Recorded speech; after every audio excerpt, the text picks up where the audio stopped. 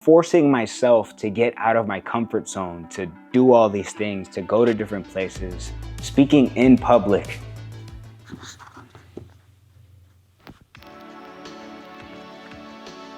I may have just created the best challenge for becoming a better speaker on camera.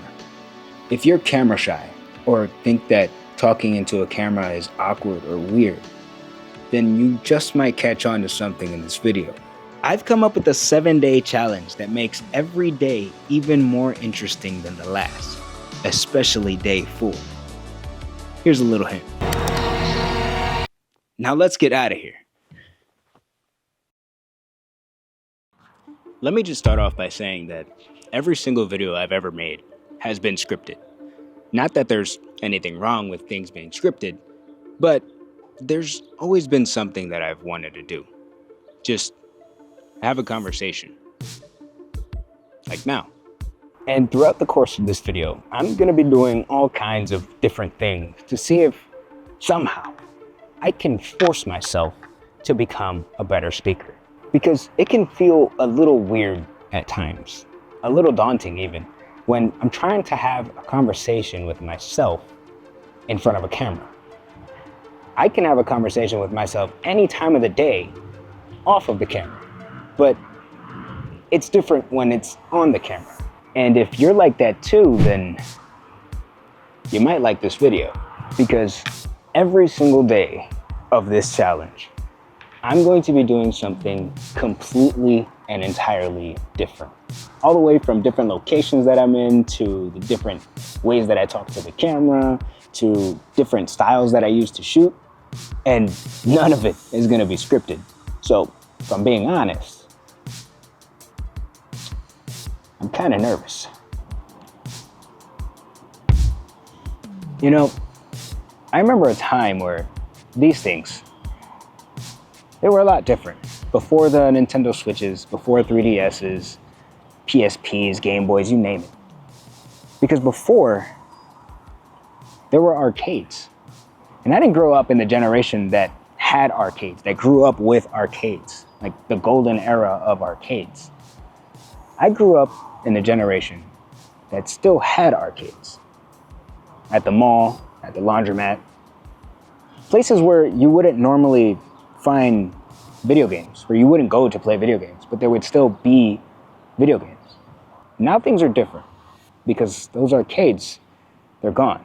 I can't even remember the last time I went into a mall, a shopping mall, that had an arcade. Now we've got these. But they're not all bad. Handhelds can be great for things like road trips, like the one I'm on now.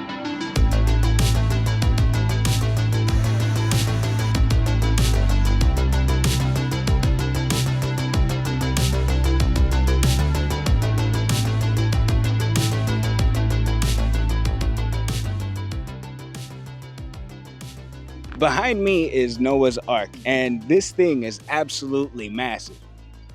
The sheer scale of this thing is something that you would find straight out of something like Uncharted. From the historical elements to the historical phenomena, the relics, everything is amazing. The whole thing is full of wonder and really puts things into perspective. I think it's important to deliver perspective when you want your audience to really feel like they're a part of the action, like they're really living in the moment. You know who does this really well? First-person shooters. Now, personally, I prefer a game with guns to be a first-person shooter rather than a third-person shooter, with the exception of Fortnite. I think Fortnite really does a good job of combining both. But there's a reason why Call of Duty is a best-selling game year after year.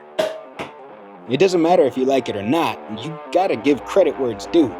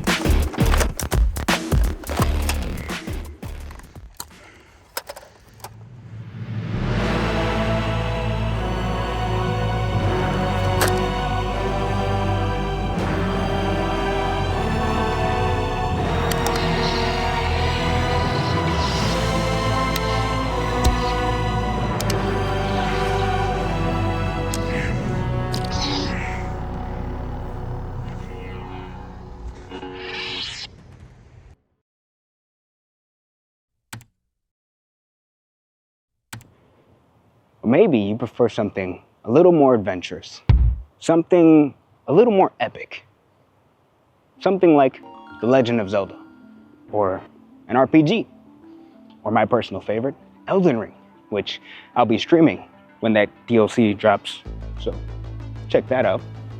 The thing I love about adventure games is that feeling that you get of exploring something entirely new, grinding away and getting lost in the immersion.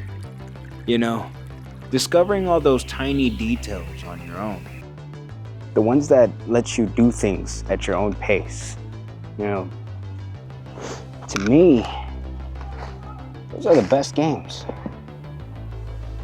Exploring everything with that sense of mystery, it's like life. You don't really know what's gonna happen next until you take the next step. Put another foot forward.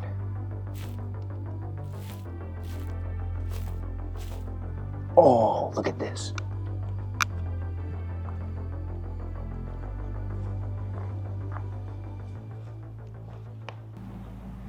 I was wondering if somebody was walking. I heard footsteps, but it was just these guys.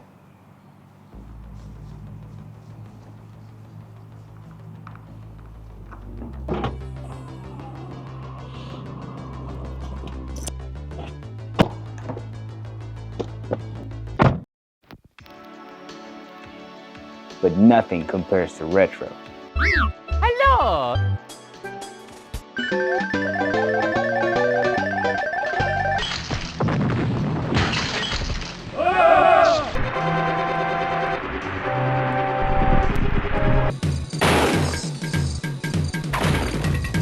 It's just that feeling that you get. It just hits the spot. Remembering what it was like to be a kid again. Sitting back and playing a game that you used to love. It's that feeling of nostalgia, you know? It makes you remember the good old days of how it used to feel when you were a kid.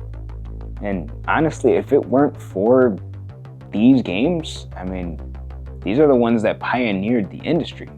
So without these games, you wouldn't get what you have today. And recently, things got even better because now you can play all of those retro games right here on your phone with the new Delta app. It's pretty great, actually. And playing these games reminds me of that time where I used to have a bright imagination of how games would be like in the future and how some of the ideas that I had weren't very good ideas at all. Like Smash Bros. For the 3DS. And so when we're younger, we tend to think about the future. But as we get older, we tend to reminisce on the past. It's a bit of a paradox. And although most of the dreams we had when we were younger were probably bad ideas, this was not one of them.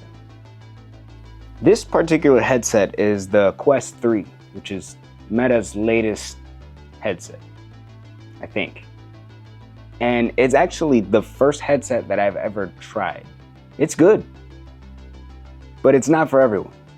Especially those of you that have motion sickness or get nauseous when it feels like you're moving, but you're actually not moving. I know that sounds very specific, but there are people like that. Me. And I don't know if it's just because it's this headset or if they will all do that. I have no idea. But it's something to keep in mind because the future of gaming is very interesting.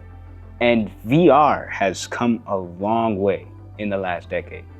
I know I said this is my first VR set that I've tried, but I've followed VR because I like gaming. I just never really found, I've never been able to justify buying a VR set. I'm borrowing this one. And I'm sure things will change even more drastically in the next decade, specifically for VR and AR. So, In this challenge, I've spoken to you many different ways, and I've shown you many different styles, many different angles, many different themes. But did I get better at talking to the camera?